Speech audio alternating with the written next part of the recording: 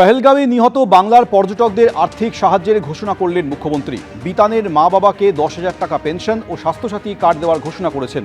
বিতানের স্ত্রীকে 5 লক্ষ টাকা, বাবাকে 5 লক্ষ টাকা সাহায্যের আশ্বাস দিয়েছেন মুখ্যমন্ত্রী। বেহালা ও পুরুলিয়ার পরিবারকে 10 লক্ষ টাকা করে সাহায্যের কথা ঘোষণা করেছেন মুখ্যমন্ত্রী। কেউ চাকরি চাইলে চাকরি দেওয়া হবে বলে ঘোষণা করেছেন মমতা বন্দ্যোপাধ্যায়। তেহট্টের নিহত প্যারা কমান্ডোর স্ত্রীকে চাকরি দিচ্ছে রাজ্য সরকার। চাইলে নিহতদের সন্তানদের পড়াশোনার দায়িত্ব রাজ্য সরকার নেবে বলে ঘোষণা করেছেন মুখ্যমন্ত্রী। রাজ্য সরকারের এত পরে সম্বিত ফিরে পেয়েছে, তো 10 লাখ টাকা করে দেওয়ার কথা তিনি মুর্শিদাবাদের ক্ষেত্রেও ঘোষণা করেছিলেন, এক্ষেত্রেও ঘোষণা করেছেন। কিন্তু প্রশ্ন হচ্ছে 10 লক্ষ টাকা করে দিলে কি সেই লোকগুলো কি ফেরত আসবে? সবার আগে বাংলার মানুষকে, রাজ্য সরকারকে ভাবা উচিত যে কেন হিন্দু হলেই তাদেরকে মরতে হচ্ছে, কাশ্মীরে হোক বা মুর্শিদাবাদে হোক।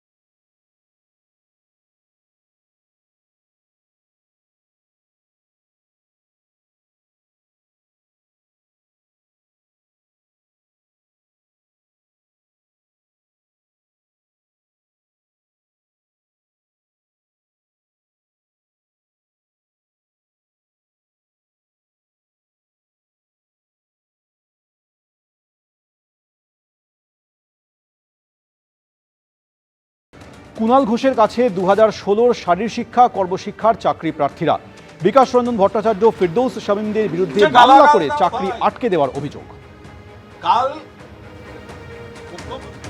গতকাল হাইকোর্টে ওনারা যন্ত্রণায় কোনো বিক্ষোভ দেখিয়ে ফেলেছেন, কিন্তু সেখানে সিপিএম এর কিছু আইনজীবী যে গুন্ডামি করলেন, এটা তীব্র নিন্দা করছি।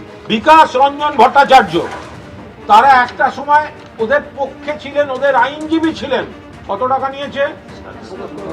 27 লক্ষ টাকা নিয়েছেন। কে নিয়েছেন? বিকাশ রঞ্জন ভট্টাচার্য।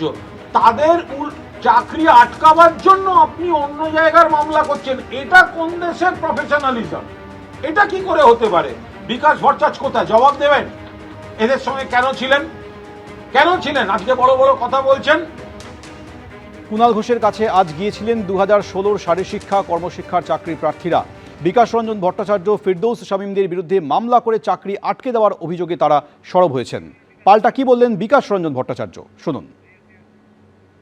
তাদের তো মন্তব্যগুলো শেখানো হচ্ছে।